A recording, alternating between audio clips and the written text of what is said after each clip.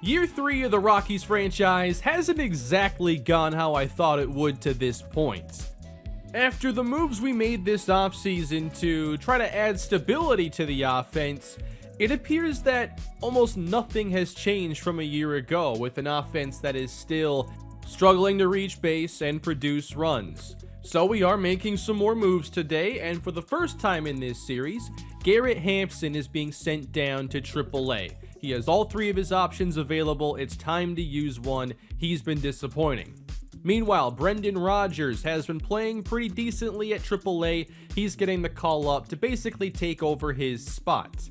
Last episode, we played very poorly, getting shut out a bunch. So now we get into mid-May, and we get to kick this episode off with a nice 3-game sweep against San Francisco.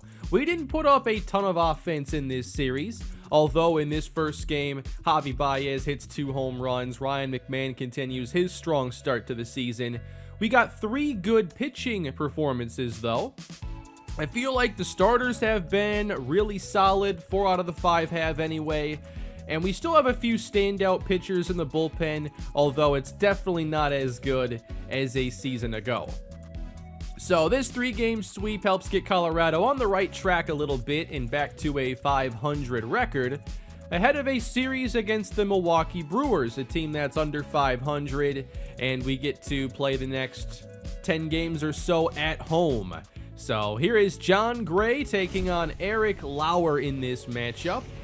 Wanted to see us take on a lefty today and see that left-handed lineup. Colorado comes into this matchup with 4 consecutive victories, trying to build upon that at home.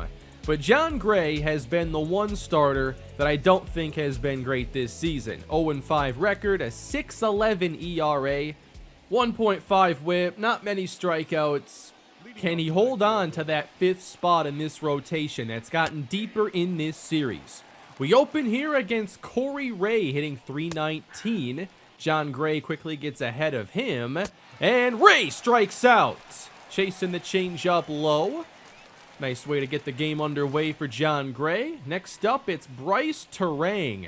Did not know the first 2 batters here on this Milwaukee Brewers team, and they both have quick at-bats. But I've definitely heard of this guy, Christian Yelich, doing a lot better on the road right now. And this is a good ballpark to be the visiting team. Yelich gets ahead in the count.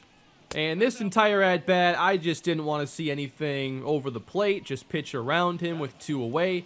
Keston Hiura hits behind him, hitting just .176. Although, he does have some power. And this is, of course, Coors Field. Jon Gray evens the count at 2-2. And Hiura strikes out swinging. A pretty good first frame here for Jon Gray. That takes us to the bottom of the inning. Eric Lauer takes the mound.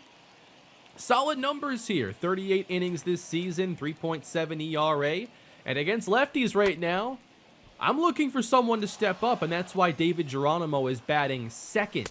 Geronimo strikes out here on the 2-seamer. Second out of the inning. That brings up Javi Baez, who has definitely brought a bit more power to the team in these last handful of series. 3-1, Baez in the air. This one hit really high, but it's an easy play. Rockies go down in order, and we go to the second. Jon Gray facing Daniel Vogelbach, and he is just in front of that curveball, and this turns into a battle, and Vogelbach fouls off everything Jon Gray's throwing at him. This ends up being a 10-pitch at bat that Vogelbach strikes out to end. Third strikeout for Jon Gray. And then Tyrone Taylor.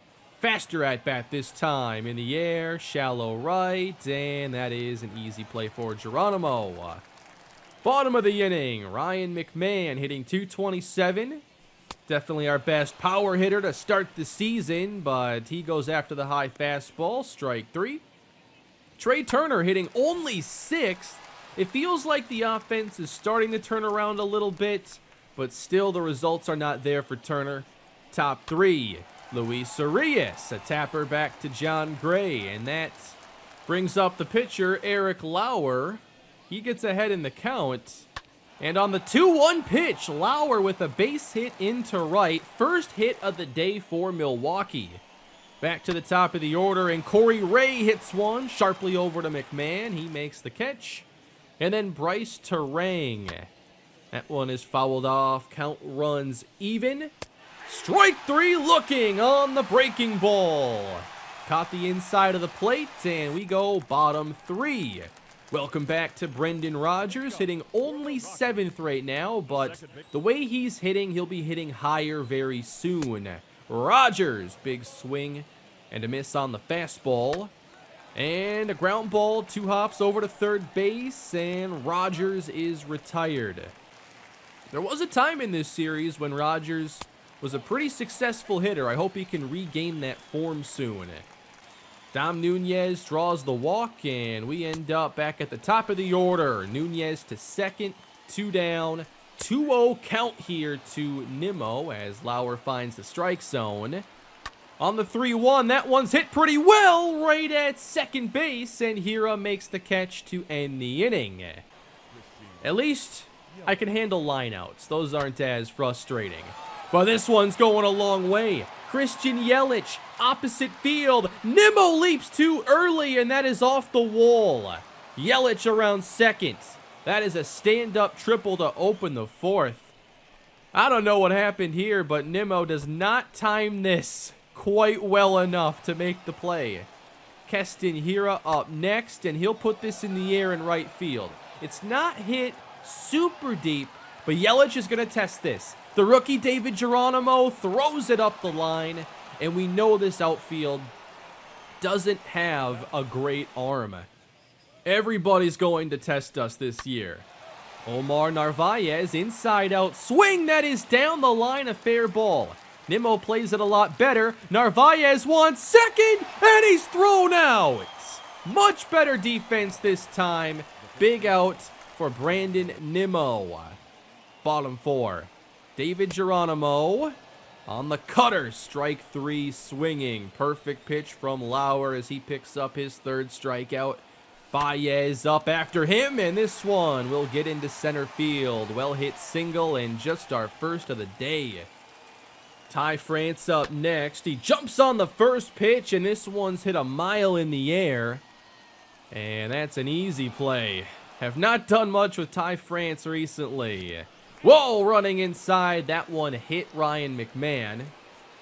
2 on, 2 down here for the Rockies, and Trey Turner gets a chance. That one hits the outside. Good slider. 2-1 upstairs, and that evens the count. And Turner takes off the plate. Full count. Runners can leave early. And called 3rd strike, and Turner goes down to end the inning. Don't know why those check swings happen. You can never do it when you want to, but of course, 3-2 when it's in the zone.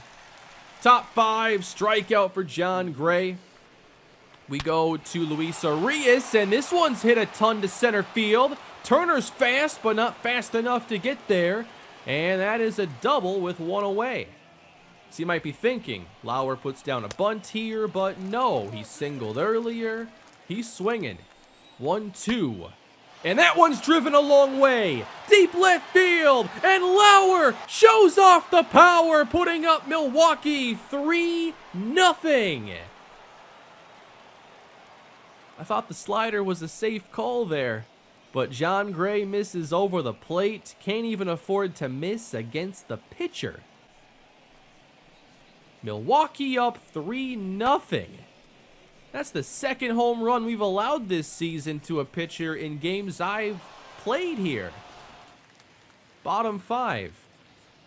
Dom Nunez at the plate. Can't believe that gets the call. It's strike 3 looking. Lauer hit the corners so well in this game. He did not miss much, and the strikes are not strikes you're going to do a lot with anyway. Top 6 here. Ryan Castellani's called up from AAA, and so far, he's done a pretty good job. Vogelbach battles with him, just like he did John Gray earlier. 3-2, fouling off the fastball. I think this went 10 pitches as well, and it ended the same exact way. Strike 3. Pretty good strikeouts, though. They're good battles. Rockies still scoreless, though. We saw shutouts last episode. Not again, man. Brandon Nimmo, 3-1. He'll go the other way against the shift, and that is a base hit to open the inning. Good pitch count here for Lauer. Just hit 70. Geronimo out in front, and then has to foul off that fastball right on the corner. 1-2, called third strike. Geronimo doesn't like the call. I don't like the call. 8th strikeout for Lauer. Not quite close enough for the call that time. Baez fighting off the cutter, running 2-2. That one's driven to left center field, hit pretty well, and it's down for extras, hitting off the wall. Nimmo around third, and the shutout is broken, finally. 11th RBI this season for Javi Baez, his 2nd hit of the day. And that's going to take Lauer out. I was happy to see him leave. He was just on his game tonight. But Milwaukee's bullpen usually doesn't give you an easier time, but an error, we can capitalize on that. France reaches, luckily. Ryan McMahon after him. Can't do anything on the high fastball as he falls behind and is out in front of another good curveball. It feels like Trey Turner's had so many big spots already this season, and he will come through. Back up the middle, a slow roller, and here comes Baez, the 2nd run of the inning. RBI single for Trey Turner, and we're not done yet. Brendan Rodgers gets ahead in the count. Dylan File, 2-0. Fastball the hit, and he grounds it over to third to end the inning. A few pitches here I'd like to see us do a bit more with, of course. We go into our bullpen again. Michael Givens, I think, has been really solid this year, and I think he's going to end up earning more innings with how he started the season and how some others have struggled. He gets ahead of Corey Ray, and this one's in the air. Nimmo backing up, misjudges it, and does end up making the catch. Bottom 7.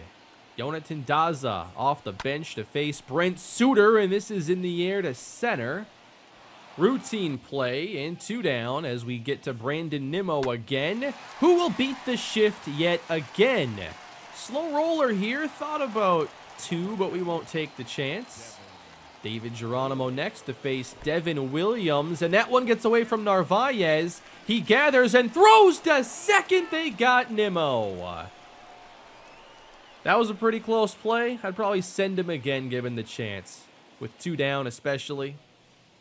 Alex Colomé coming out of the bullpen. I've liked his season too, although he's given up a high average to lefties.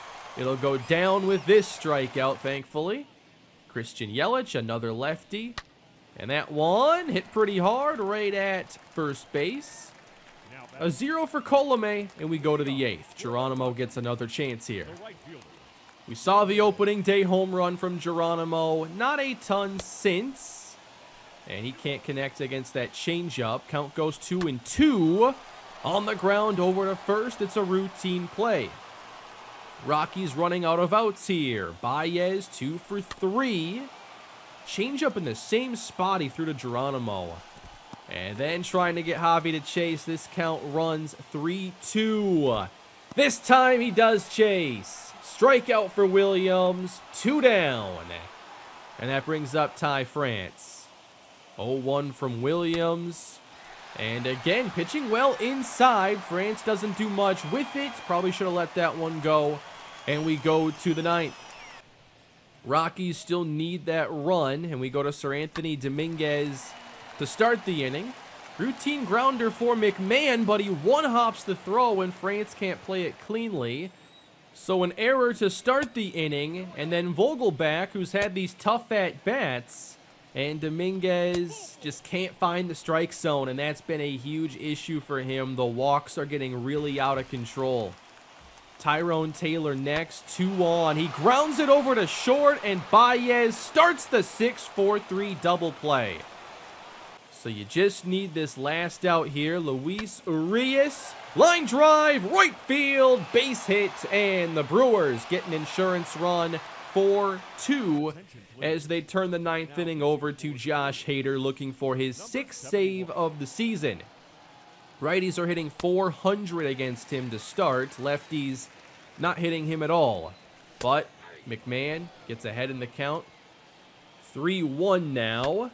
And McMahon connects deep center field. This one's going back. And there's just enough room to make the catch in deep center. Trey Turner up next. First pitch hit out to right center field. And this one again is not going to get down for Colorado. Corey Ray with 2 nice plays in center field to start the inning, leaving this game up to Brendan Rodgers, who strikes out to end it, snapping the Rockies' 4-game winning streak. Another day where the offense just can't get going. I feel like we continue to face really good pitching performances. But at the end of the day, we just gotta start hitting the ball. We haven't seen the power as much. It's been weird to see that get worse. I thought at least it would kinda maintain or be closer to average. But the middle of our order has been extremely cold, and that's where all the power is. To try and change this a little bit, I have been playing David Geronimo more to see if he would give us that boost, and he hasn't to this point, hitting .207 with the 1 home run. Here he is, bottom 2 in this game against Brandon Woodruff, and he's going to take him out to center field for his 2nd big league homer. 457 feet. He's destroyed both of these home runs. They were both in like the 460 range. We just need to see a bit more of this. I don't know yet if he'll be sent down to AAA at some point. I'm really paying attention to the ratings, and if I see them going down or they just stay the same for a while, then maybe, because ultimately I just want whatever's best for his long-term development. But right now, it's hard to say that we're not a better team when he's out there, given some of the struggles we've had. Raimel Tapia's hit pretty cold to start the season.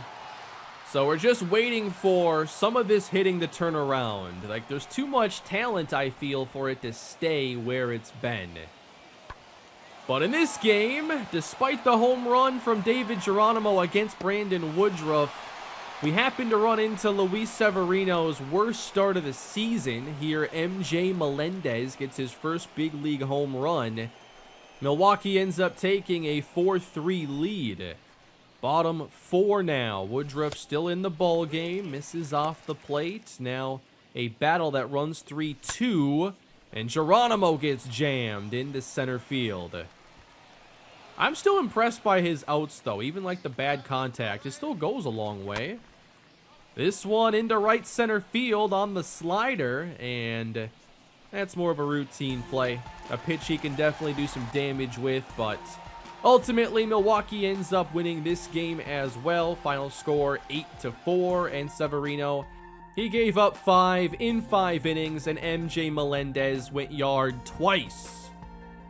We move on from that game, and the Rays give us a call saying, hey, we'll trade you Xavier Edwards for Javi Baez.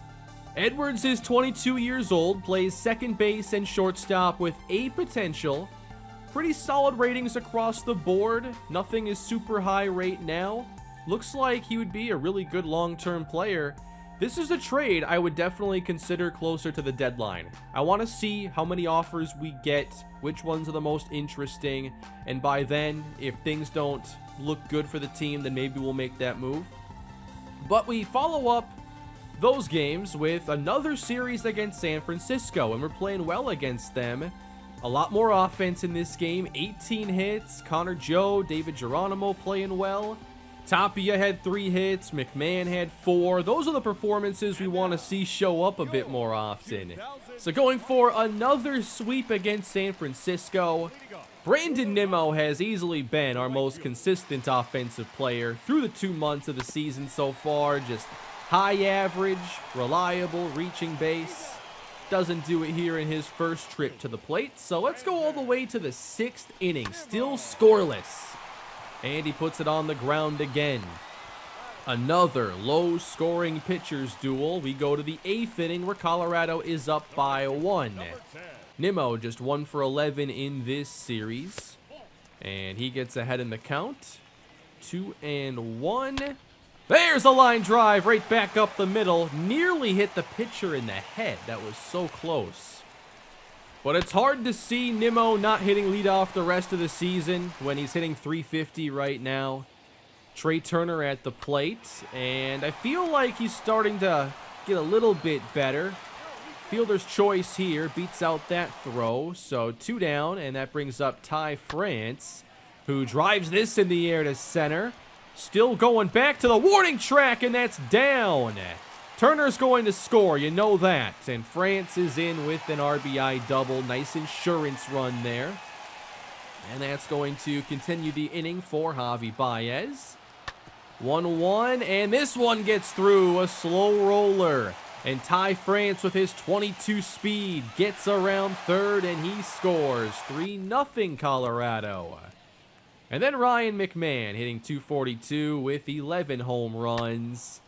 And he sends this in the air to right field. 11 homers, let's make it 12. He leads the team in that department.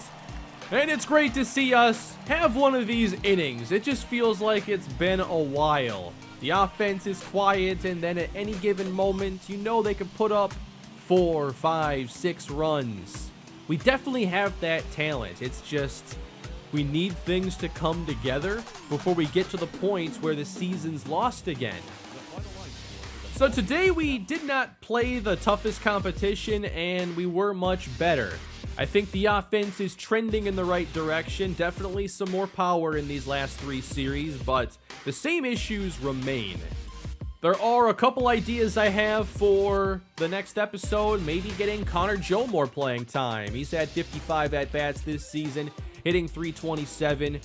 We know that he can be very solid for us and has been for a year now. David Geronimo's in a bit of a cold streak, but I don't know if I want to send him down quite yet. If you have any ideas, definitely leave them down in the comment section. Always looking for some ways to get this team headed in the right direction. Today we made the move, bringing up Brendan Rodgers, and that is working out really well, hitting .323. And we're going to make sure that he gets some more playing time a little bit higher in the order. Meanwhile, Garrett Hampson at AAA hasn't played there long, and Rodgers hasn't been up at the big leagues long this season, but both are doing a fine job. But we're already closing in on the MLB draft. So, once again looking for potential difference makers, and here are some of the more intriguing prospects, and let me know who you think would be the best. I don't know that there is a prospect like David Geronimo or Johnny Schaefer yet, where it's like, if we have a chance, they're 100% the pick. But I have scouted a lot more pitchers in this draft, specifically relievers. I think that's just become one of the weaker spots in the organization, so I plan to come away with 2 or 3 relievers in this class, and I've scouted a lot of good ones. I don't know if I'll spend the first round pick on one. It depends if there's another really well-rounded, high upside player who wouldn't take 5 years to make it to the bigs. But so far, I don't feel like I've necessarily found that player. I'd say right now, Miguel Da Silva is one of my favorite players, perhaps my number 1, but still trying to see if I can get a few more players scouted before the draft so I can hopefully get us some more high upside players. I've been happy with the first 2 drafts. Gotta keep it going if you want to beat the Dodgers and the Padres in this series. Thanks for watching, everybody. Hope you enjoyed the action today. Please leave a like and subscribe if you did. Leave your comments down below. And more Rockies will be coming your way soon. Have a great day.